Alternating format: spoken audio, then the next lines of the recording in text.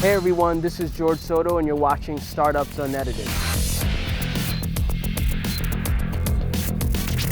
Today you're tuning in to watch an interview with Kris Duggan, who is CEO and co-founder at Silicon Valley-based BetterWorks, which calls itself an enterprise goals platform, which is really actually fantastic.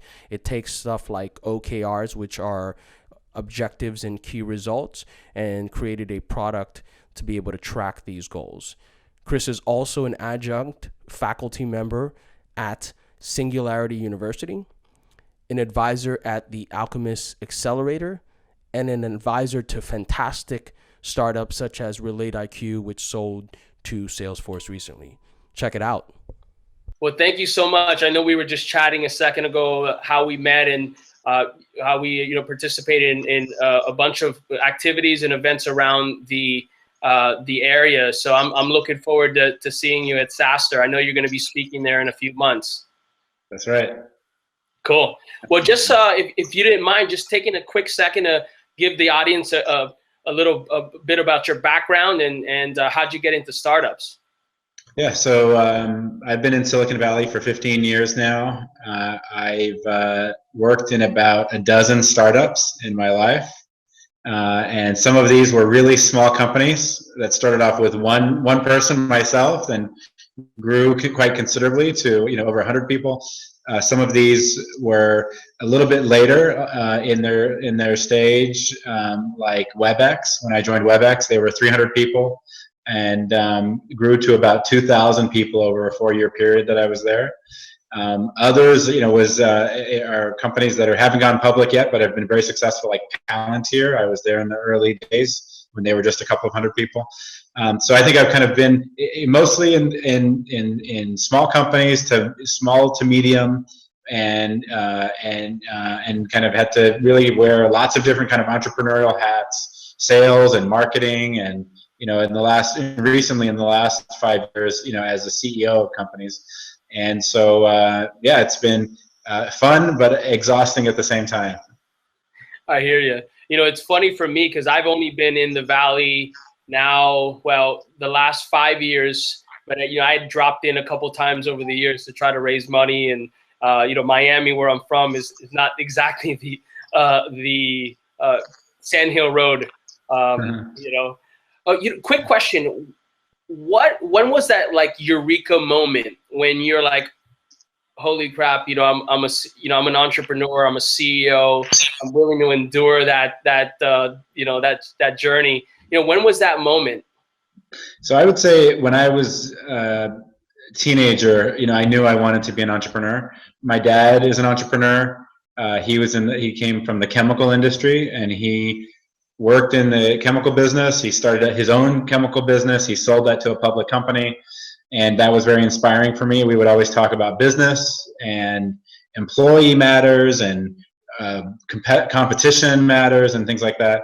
And so that inspired me. But I also knew that I wanted to develop my skill set to be the most successful type of entrepreneur that I could be. So it's not like I just kind of went out there and just kind of as a young person, just kind of, failing along the way and learning from too much failure. I wanted to work in a larger, more institutionalized environment, like a WebEx or like a Palantir, or in a number of these companies where I could learn from really great leadership, build my management discipline, understand what it means to be successful, and then really apply those skills to a new market or with a new team. And that's why my last company I started in 2010, that went on to raise $40 million in capital.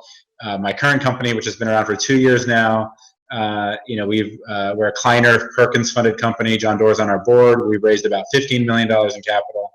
And I think if I had rushed to go out there and just say, I'm going to just start my own company now, I think it would have maybe not been as successful as kind of putting in my time, learning what works, learning from others, getting amazing mentorship along the way, also observing people that I didn't want to actually kind of how they do things. I didn't want to do it that way. And all of those experiences, I think, kind of informed my view on leadership and entrepreneurial kind of interests, and then ultimately how to start and run a company. And speaking of BetterWorks, I love how you're taking a essentially offline process like OKRs and creating workflow software and systems to make us better, more efficient, and ultimately hit our goals. How many times do we sit there and say, these are my OKRs, we're going to go for it, and you're like, oh my God, I forgot, the reality of a workday tends to take its toll.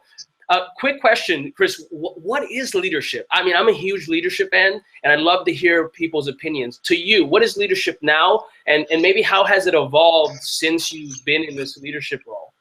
Yeah, so I would say the emotional answer is helping people realize their full potential.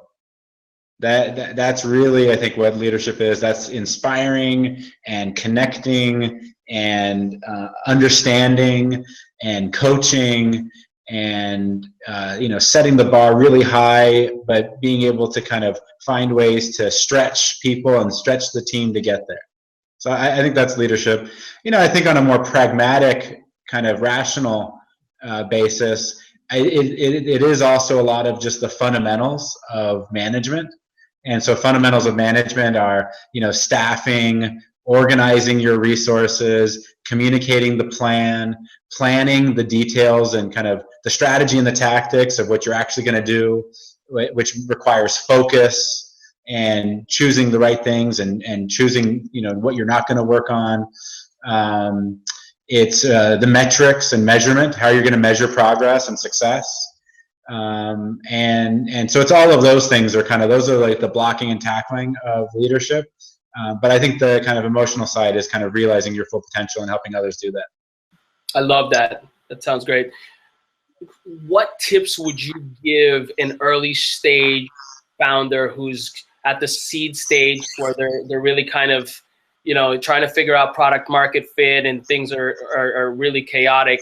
What tips would you give them around how to be a better leader, how to enrich those skills? Yeah, I mean, there'd be a couple things. So first, I would say, choose something that you're super passionate about, because you're going to be working on this for 5 or 10 years. So hopefully you're pretty passionate about the area that you've chosen to focus on. That's probably number one. And that enthusiasm and energy is so contagious that if you kind of put yourself in the right place and you're passionate about it, it's just going to work wonders relative to getting other people to get excited about that as well. That's number one. Those are like the table stakes. Two, I would say, is remain focused, ultra focused. And, I kind of see entrepreneurs fall down where they'll say like, oh, this product is so great. The entire world is our target market. And, while that sounds exciting, it's actually a debilitating, kind of circumstance, because like, well, who are you going to target? Who are you going to go after? How are you going to drive repeatability? And so, I find that startups that are very focused on product market fit, defining the market extremely tightly, and have a very kind of serious plan about how they're going to verify that or go after that or tackle that, is going to drive a lot more success. And you can always open up to other markets. You can always expand to other features, other products.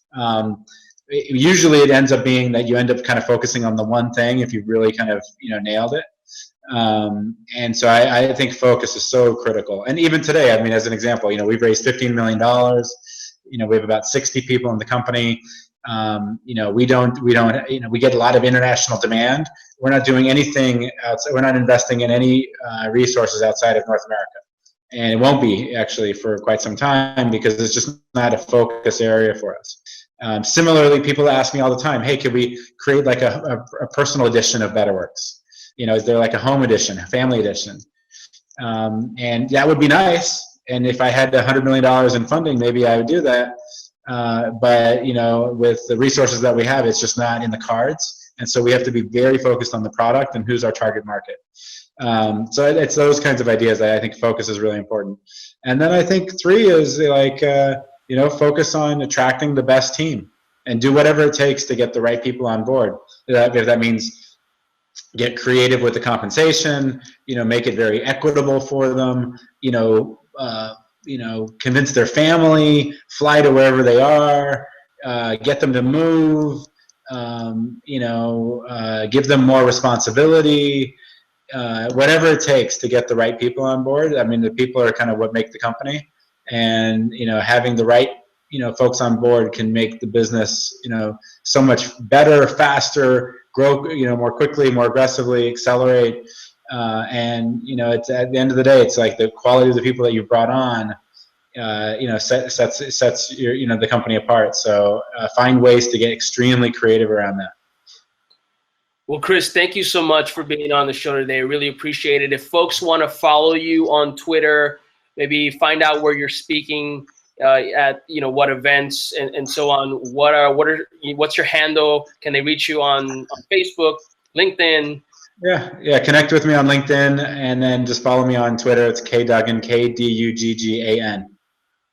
Awesome. And lastly, are you hiring at BetterWorks? And if so, where could folks go to check out some of the jobs or careers there? Yeah, come check out our careers page at BetterWorks.com. We have a really nice careers page. We've really invested in that. We take our hiring and onboarding and goal setting and alignment and transparency and openness and focus on execution very seriously as a company. We have about 60 people today, as I mentioned. We want to add about 70 positions in the next year. And we're hiring in sales, sales development, customer success, engineering, product, marketing, just across the whole board. And so, take a look at the specs that are up there, and feel free to reach out to us and have a conversation with us. And everyone, don't forget to see Kris speak at SaaStr. When is SaaStr? It's in Q1 in February, or? It's coming up. I'm sure Jason will remind us very frequently between now and then. Absolutely. Well, thanks again. Have a great day, and I'll see you shortly. Great. Thanks, George. Take care.